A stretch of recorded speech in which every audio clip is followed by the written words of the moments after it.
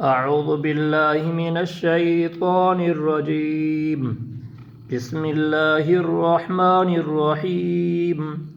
ياسين والقرآن الحكيم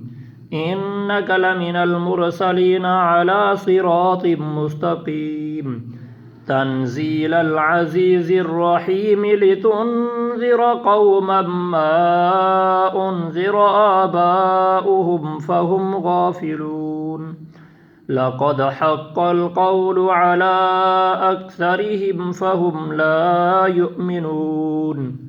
إنا جعلنا في أعناقهم أغلالا فهي إلى الأذقان فهم مقمحون وجعلنا من بين أيديهم سدا ومن خلفهم سدا فأغشيناهم فهم لا يبصرون وسواء عليهم أأنذرتهم أم لم تنذرهم لا يؤمنون إنما تنذر من اتبع الذكر وخشي الرحمن بالغيب فبشره بمغفرة وأجر كريم إنا نحن نحيي الموتى ونكتب ما قدموا وآثارهم وكل شيء أحصيناه في إمام مبين واضرب لهم مثلا أصحاب القرية إذ جاءها المرسلون إذ أرسلنا إليهم اثنين فكذبوهما فعززنا بثالث فقالوا إنا إليكم مرسلون قالوا ما أنتم إلا بشر مثلنا وما أنزل الرحمن من شيء إن أنتم إلا تكذبون قالوا ربنا يعلم إنا إليكم لمرسلون وما علينا إلا البلاغ المبين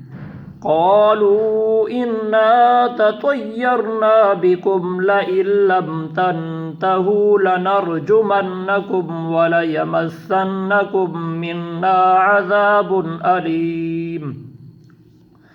قالوا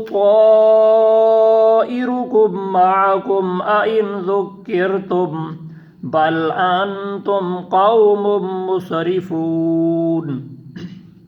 وجاء من أقصى المدينة رجل يسعى قال يا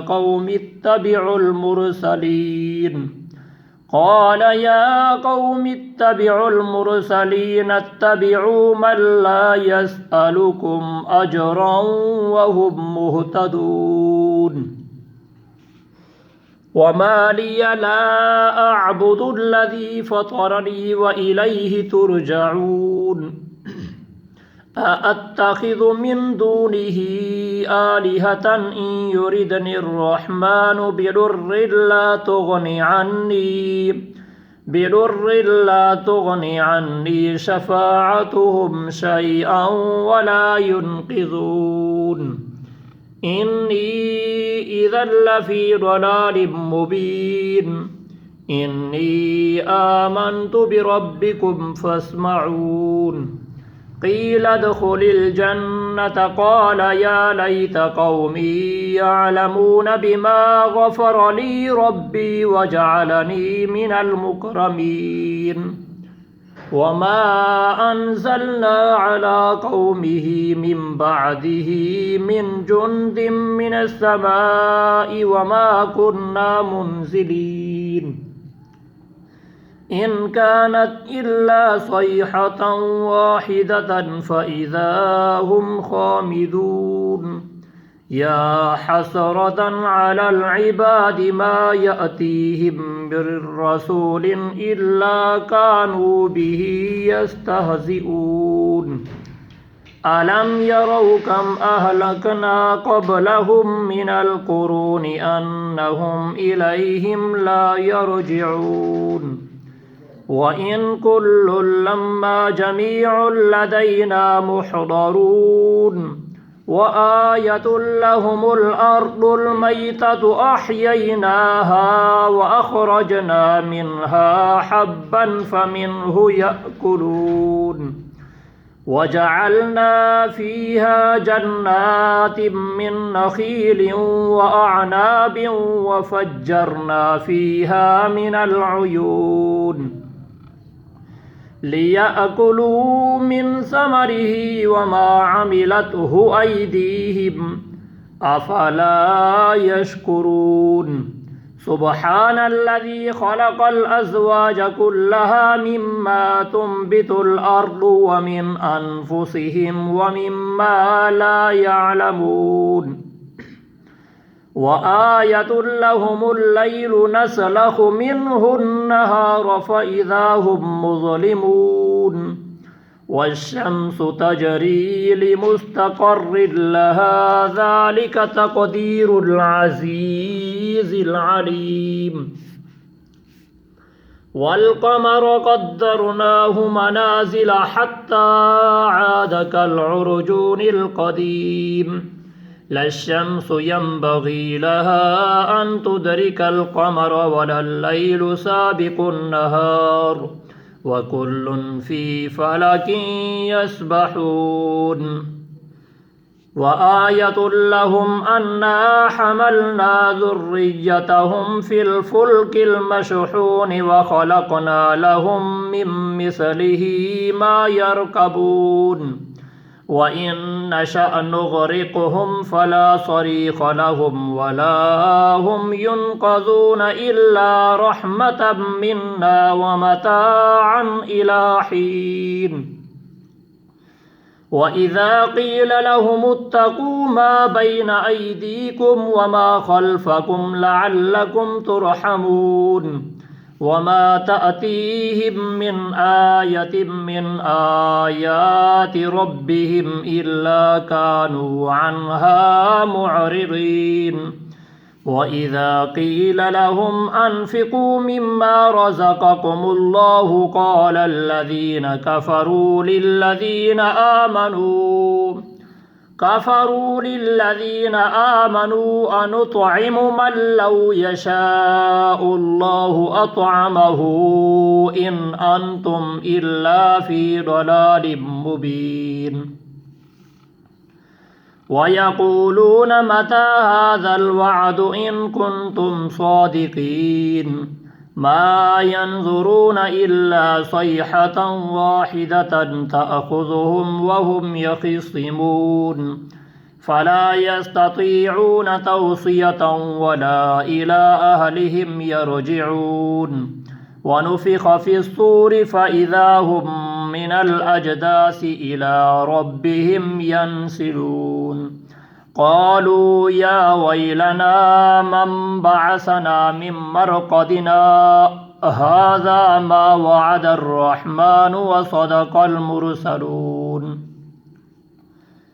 إن كانت إلا صيحة واحدة فإذا هم جميع لدينا محضرون فاليوم لا تظلم نفس شيئا ولا تجزون إلا ما كنتم تعملون إن أصحاب الجنة اليوم في شغل فاكهون هم وأزواجهم في ظلال على الأرائك متكئون لهم فيها فاكهة ولهم ما يدعون سلام قولا من رب رحيم وامتازوا اليوم أيها المجرمون ألم أعهد إليكم يا بني آدم ألا تعبدوا الشيطان إنه لكم عدو مبين وأن اعبدوني هذا صراط مستقيم ولقد أضل منكم جبلا كثيرا افلم تکونوا تعقلون هذه جهنم التي كنتم توعدون اصلوها اليوم بما كنتم تكفرون اليوم نختم على أفواههم وتكلمنا أيديهم وتشهد أرجلهم بما كانوا يكسبون ولو نشاء لطمسنا على أعينهم فاستبقوا الصراط فأنى يبصرون